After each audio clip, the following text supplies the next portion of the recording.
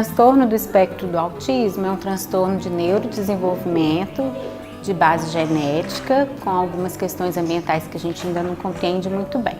Então, trata-se de um espectro em que essas pessoas, nos seus diferentes graus, vão sofrer alguns prejuízos nas questões sociocomunicativas, além de ter interesses restritos e estereotipados e questões também de processamento sensorial que a gente vem estudando cada vez mais. Antigamente a gente esperava, né, que a criança tivesse 3 anos de idade para que o diagnóstico fosse dado, e isso não é mais necessário dentro das definições mais recentes dos manuais, né, de diagnóstico. A questão do espectro, dos graus, ela diz respeito à quantidade de suporte que cada pessoa precisa. Sendo nível 1, pouco suporte. E nível 3, suporte substancial. Em todos os casos, há que se considerar que todas essas pessoas têm também potenciais e pontos fortes. Ei, pessoal! Infelizmente, até hoje, a gente não tem dados oficiais do número de autistas que a gente tem no Brasil. Nos Estados Unidos, por exemplo, uma pesquisa bastante recente, publicada em 2018, aponta que 1 a cada 59 crianças tem transtorno do espectro do autismo. E esse número, né, a gente saber não só a quantidade, mas onde estão esses autistas, qual que é a realidade socioeconômica deles, porque no censo a gente consegue ter acesso a todas essas informações. Eu acho que a principal coisa é conseguir mostrar para o Brasil, para o mundo, o quanto que as pessoas são diversas. Porque o autismo, ele não é um transtorno que tem características, às vezes, físicas, né? Como uma criança, às vezes, com síndrome de Down, que a gente olha e reconhece. E o autismo, a criança, geralmente, ela tem a aparência física de uma criança com desenvolvimento típico, mas tem um transtorno de neurodesenvolvimento. E eu acho que essa inclusão no censo vai possibilitar que a gente veja o mundo como um lugar mais diverso. E aí, com o objetivo de informar as famílias. Sim. A gente promove palestras, promove eventos, porque muitas famílias não sabem os direitos que ela tem. Então, assim, a lei está lá no papel, mas aquela família não conhece, ela não sabe qual que é o melhor tratamento, não sabe qual que é a melhor opção para aquela criança naquele determinado grau, com aquela idade. Mas o Praia é um programa de extensão que inclui atividades da terapia ocupacional, da psicologia, da educação, música. E aí, além dos projetos independentes, né, de cada uma dessas unidades, a gente promove palestras, geralmente uma palestra por mês, com temas diversificados sobre autismo. Eu, por exemplo, fazia terapia de integração sensorial com o João de uma maneira errada. Então, a terapeuta dele tinha uma abordagem que não era a melhor. E a partir do Praia, de conhecimentos que eles transmitiram lá, eu consegui adequar as terapias do João. E eu consegui acesso a várias informações, direitos, por exemplo, de saúde, saber que eu poderia entrar contra o meu plano de saúde para cobrir as terapias dele. Então, em várias áreas que eles apresentaram palestras, eu obtive informações que mudaram a minha vivência com o João. Olha! Nós, no Laboratório de Estudo e Extensão em Autismo e Desenvolvimento do Departamento de Psicologia, desenvolvemos um projeto que é o Projeto PI. Esse nome faz referência a precoce e intensivo, que são 2 elementos fundamentais para o melhor prognóstico para as crianças com diagnóstico ou com suspeita de diagnóstico de transtorno do espectro do autismo. Então a gente está verificando a viabilidade e a eficácia de um modelo que já tem comprovação de eficácia em outras realidades, né, diferentes do contexto brasileiro, que é o modelo Denver de intervenção precoce. O nosso desejo é pensar um desenho, né, de intervenção que seja eficaz e que seja aplicável na realidade das políticas públicas no Brasil.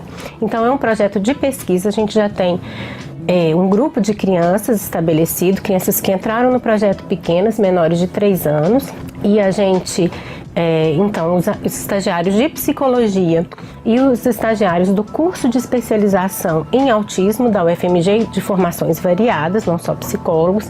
Um braço desse projeto é a orientação de pais. Os pais, então, são orientados para buscar, para conseguirem aprender melhores estratégias para brincar com a criança, para ensinar atividades funcionais, atividades de vida diária, inclusive nesse momento.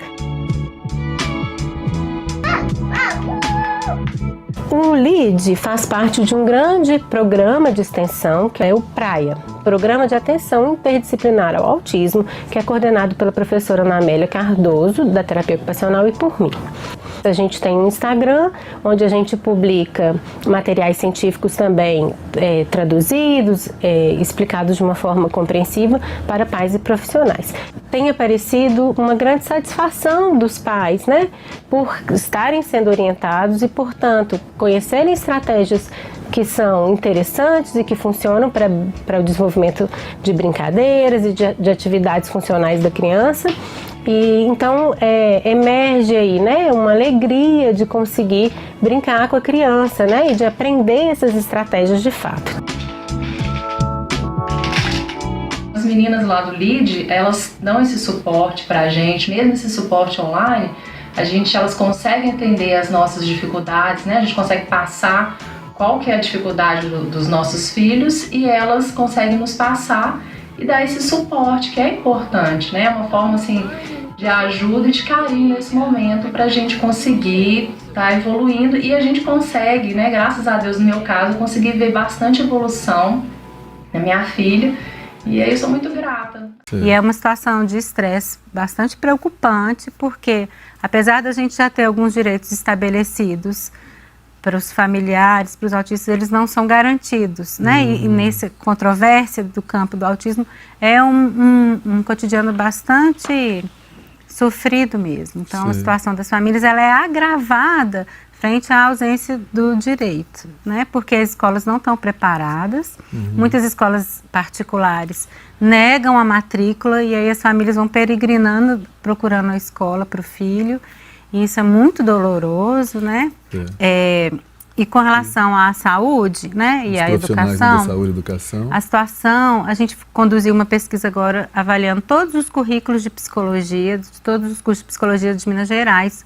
A formação é bastante precária ainda com relação ao autismo. Os futuros psicólogos não estão estudando com profundidade nem na perspectiva mais atualizada. A gente montou um curso à distância, que é semipresencial, na verdade, voltado para as licenciaturas e para os cursos da UFMG, para que a gente consiga que os nossos alunos já saiam melhor preparados. E que é um curso justamente focado na inclusão, só sobre autismo e inclusão.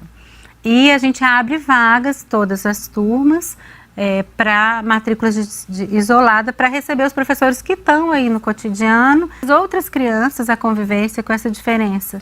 Com essas diferenças vai trazer adultos mais interessantes no futuro, né? Porque muitas das nossas dificuldades vêm dessa falta de intimidade com a diferença. As pessoas não sabem o que é autismo e criam uma imagem, né, distorcida. Então a gente tem escolas que querem aprender, isso é maravilhoso, professores, né, que estão interessados, mas tem também as escolas que, apesar da gente saber que hoje no Brasil toda escola é inclusiva, elas têm coragem de dizer que não são inclusivas, né? que não podem receber. Então eu acho muito estranho, frente, né, a todas as deficiências que a gente tem, encontrar escolas que têm nenhum aluno com deficiência. Na verdade, existem várias associações, né? Os pais são militantes dessa causa, né?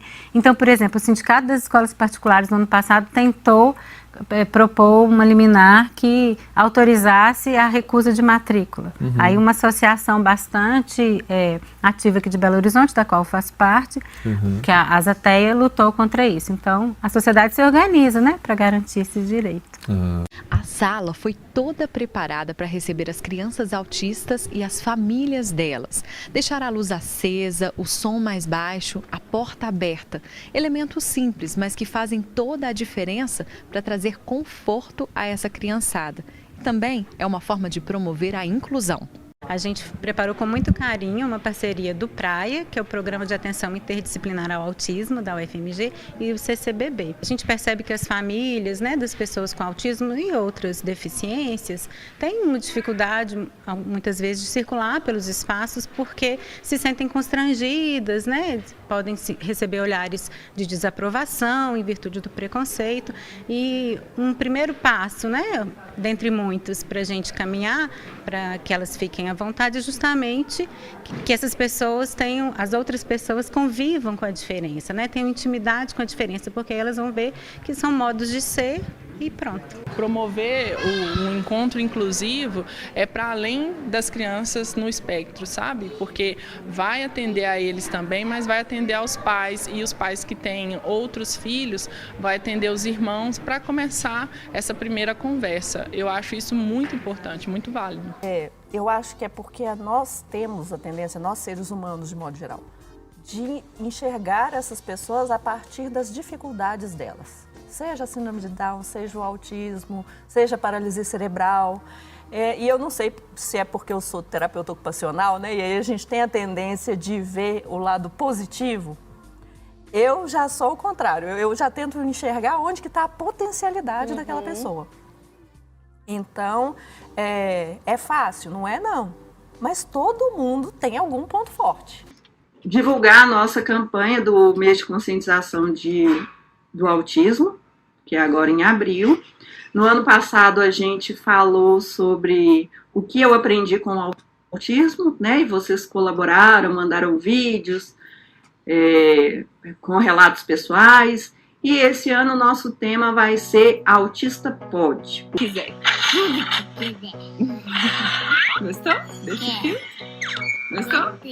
Um direcionamento importante dos nossos projetos é entender que o autismo é ao mesmo tempo deficiência e diferença.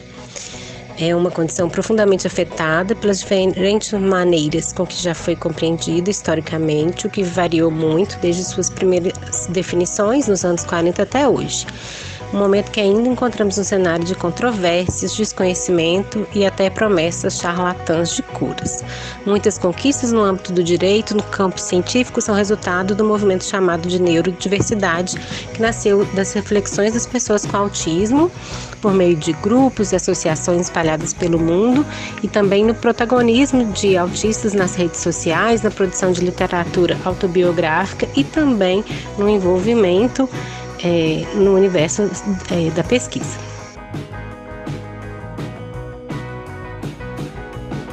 É um momento em que as crianças são as crianças com autismo convivem com as crianças com desenvolvimento típico em vários territórios de experiências com água. Por fim, esse momento tão desafiador que estamos vivendo não deixa de ser um convite para a gente refletir sobre os desafios que as pessoas com autismo enfrentam em seu cotidiano, porque elas já vivem, de certa forma, um isolamento social. Não porque querem, né? Porque eles faltam recursos, muitas vezes, para se comunicar e organizar a sua experiência. É importante entender também que o autismo não existe fora da cultura, da sociedade. Então, existem barreiras, né, que essas pessoas vivem, que são construídas nessa relação. Além disso, elas também já vivem em seu cotidiano, dado, né, a característica do espectro, como é difícil lidar com a quebra na rotina. Então, fica aí o convite para uma reflexão empática sobre os desafios que essas pessoas enfrentam sempre.